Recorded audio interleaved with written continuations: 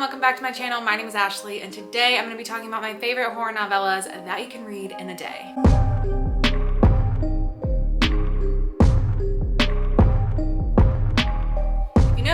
I love horror novellas. I even recently just kicked off a new readathon called the 24-hour horror-a-thon, which is dedicated to spending 24 hours reading horror with an emphasis on reading short horror. And our first edition of that is coming up very soon this week, this Friday, August 26th from 8 p.m. EST to Saturday at 8 p.m. EST. I have a whole video with all the details about the readathon and the Discord and the Instagram and the buddy read and the book discussions and the live show. So I will send you to that video if you want to hear all about the readathon. But with that coming up, I thought it would be a great time to recommend some short horror novellas. They're all really short. You can read all of these in a day. Well, you can't read all of them together in a day unless you're really ambitious, but each of these individually could easily be read within a day. So if you're looking for some short horror novellas to add to your TBR for the readathon or just for your general reading, hopefully you'll be able to find something in these recommendations. I'm going to be going in order from the ones that I personally enjoyed the least to the best, but I would recommend all of these for different audiences, but just know that my personal favorites will be coming at the end. First up, we have a short psychological horror novella that comes in around 150 pages, and that is The Bell Chime by Mona Kabani. In this one, you're following a woman who has been suffering from really bad night terrors, and one day she goes out into the hallway of her apartment building and she sees a missing persons poster,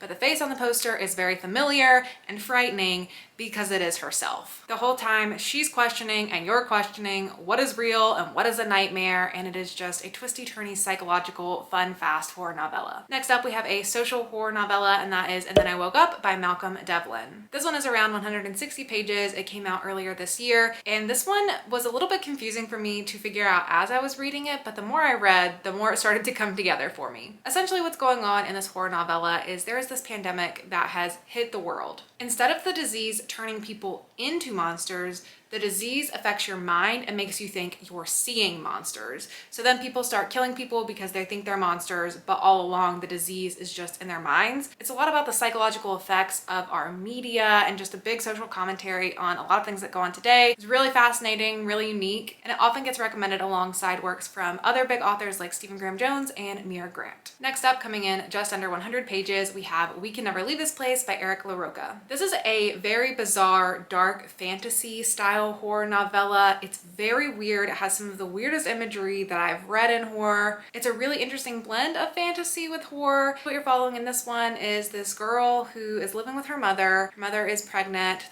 Her father has recently died, and her mother decides to invite someone new into their house, and the girl is not happy about it. That's really all I can say with this one. It'll take you on a wild ride. You really just have to read it to know what happens. Next up, coming in around 170 pages, we have Gone to See the Riverman by Christopher Triana. This one is far more dark and disturbing than the other ones I've recommended so far, so definitely look at trigger warnings if that's important to you before you go into this one, because it is dark. What you're following in this story is this woman who has fallen in love with a serial killer who is behind bars. They exchange letters to one another, and he asks her to complete a task and go on this quest for him to go to see the Riverman. So she takes her sister with her, and they go out to the woods, out through the river to go try to find the Riverman and complete the strange request for the serial killer. This one ends up taking weird turns. It definitely leans into cosmic horror in the second half of the book. There's a lot of flashbacks that include incredibly disturbing material. So again, go in with caution with this one, but it was an interesting read. Next up, coming in at 74 pages, we have Blanky by Keelan Patrick Burke. In this story, there's this married couple who has recently separated after the passing of their daughter. You're mainly following the husband, who is obviously grieving the loss of his infant daughter, and things become very nightmarish for him when he ends up finding the blanket that they buried their daughter with in his house. This one's a good mix of supernatural horror with grief horror, very real life emotions, which I always tend to gravitate to. This is the only thing I've read from this author so far, but I know he has a lot of other horror novellas out there as well, so definitely an author worth checking out. Next up, coming in around 225 pages, we have The Patient by Jasper DeWitt. In this story, you're following a psychiatrist who is going to work at this mental hospital. There is a notorious patient there who is very dangerous. No one's ever been able to help him. They say he can manipulate your mind. There's a lot of lore around him at the facility, and he is determined that he can come in and figure out what's going on with this patient. This one was pretty interesting, fast-paced, and pretty dark. If you're looking for a book to read with the lights off to creep you out, this is definitely one that I would recommend. Next up, coming in just under 150 pages, we have The Lunchling by Jay Alexander. This is a story about these parents who are having trouble getting their child to eat, and so they find this puppet in the woods, they bring it into their home, and they use it as an intimidating factor to get their child to eat, saying, if you don't eat your food, the lunchling is going to get you, which seems, you know, like a harmless little white lie to tell your child to get them to do what you need them to do. But then the puppet may or may not sort of start coming to life and potentially be evil. I mean, look at the cover. You know the vibes you're going into with this one. It's a ton of fun, very fast paced, and the author even said he's considering doing a series of these books, so there may be more coming out in the future. Next up, coming in just over 200 pages, we have Tender is the Flesh by Agustina Bazterrica. This is a very highly talked about horror novella. I feel like many people have read this one, but if you somehow haven't gotten around to it yet, I definitely think it's worth picking up. This is another horror novella that has a really interesting social commentary behind it. In this world, there has been this virus that affected all of the animals on the earth, and so humans can't eat animals anymore. So instead of, you know, becoming vegetarian or finding some other alternative path, they decide to turn to processing, slaughtering, and eating human meat. In the story, the guy you're following is a man named Marcos. He works at a processing plant for human meat. One day he's given a gift of a human to take care of, similar to the way that you might give someone a goat in today's world. In this society, you're forbidden from connecting with these humans who are being farmed for their meat, but he ends up having a hard time with that. Definitely a gross one because they are eating human meat, so trigger warning big time for that in the story, but it is very interesting and it will get you thinking. Next up, coming in just over 200 pages, we have You've Lost a Lot of Blood by Eric LaRocca. Like all of Eric LaRocca's books, this one is a weird one and it's kind of confusing as well. The main story of what you're following in this book is this woman who has this opportunity to go work for this person. She's going to his house to design horror video games. She's bringing her younger brother along with her,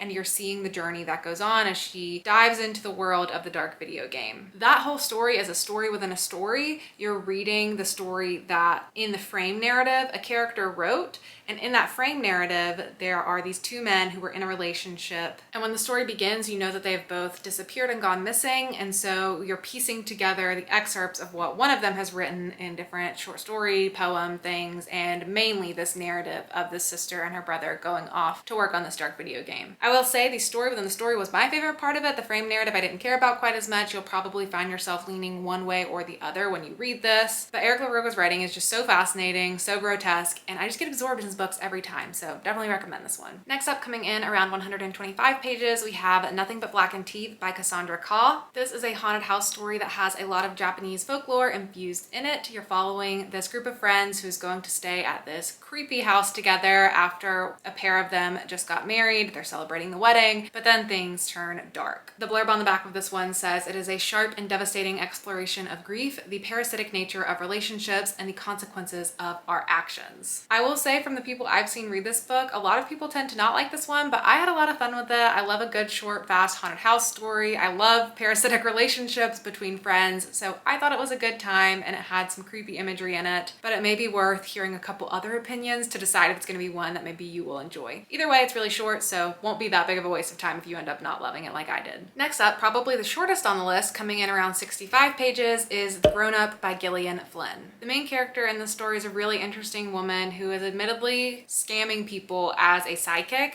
She has a really good ability to pick up on human behavior, and so she uses that to pretend to be a sidekick, reading oars, giving predictions and whatnot, and ultimately she determines it's just a harmless amount of fraud. But then one day this woman hires her to come out to her house, this creepy Victorian Gothic type of mansion, and once she gets there the main character is questioning whether the supernatural may be real after all. This story is such a ride for it to only be about 65 pages long. There are twists and turns. It is so much fun. I love Gillian Flynn's snarky sense of writing with this character too. She's one of my favorite main characters because she's just such an interesting person to follow, and it's a super quick one to read. You can read this one in probably just like an hour. Next up, coming in around 135 pages, we have Night of the Mannequins by Stephen Graham Jones. This is a personal favorite of mine. I talk about it a lot, but what you're following in this story is this group of kids who always used to play together with this mannequin that they would just play games with. Eventually they grow out of it, they stop playing with him, but a few summers later they decide they want to pull him back into one of their classic pranks that they like to pull on their friends. They decide to bring him into a movie theater where one of their friends works,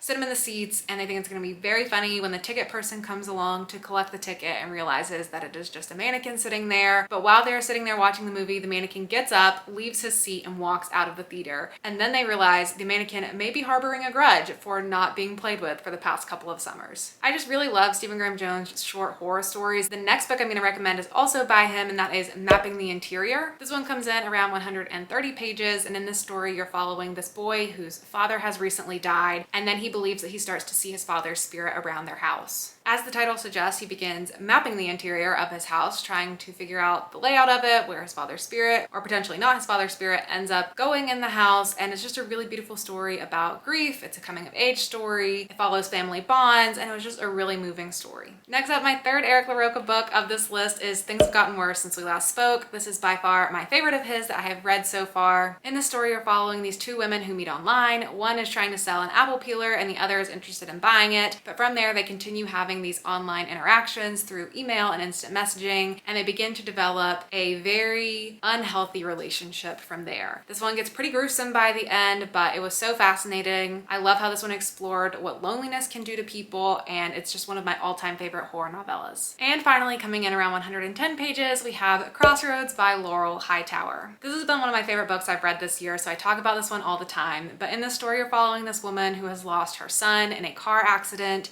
She frequently visits the site of his death. One day she accidentally spills blood on his gravesite, and then she begins seeing his spirit. This is a story about grief, it's about sacrifice, it's about what you would do for your loved ones, and it is so beautiful and haunting, and I was just absolutely obsessed with it. After reading that book, I was just so excited to read more from Laurel Hightower, and we're actually going to be reading another story from her called Below as our buddy read for the 24-hour horror-thon that is happening this week. So I'm really excited to read another book from her, see if I love that one just as much, and then continue exploring her backlist. So that is it for all of the horror novella recommendations I have for today. Let me know down in the comments below if you have read any of these and what you think of them, or let me know if you have any other horror novella recommendations that I didn't mention on this list that you think I would enjoy or that anyone else watching this video could potentially enjoy as well. And if you want to leave an emoji down in the comments below to let me know that you got to the end of today's video, let's do a bat emoji since my 24-hour horror-thon is bat and vampire-y themed. Like I said, if you don't know what I'm talking about and you do want to join that readathon, I will have the announcement video linked down below in the description box so you can go check that out and get all the details for that as well. But that is it for me. Thank you so much for watching, and I'll see you all in my next video. Bye!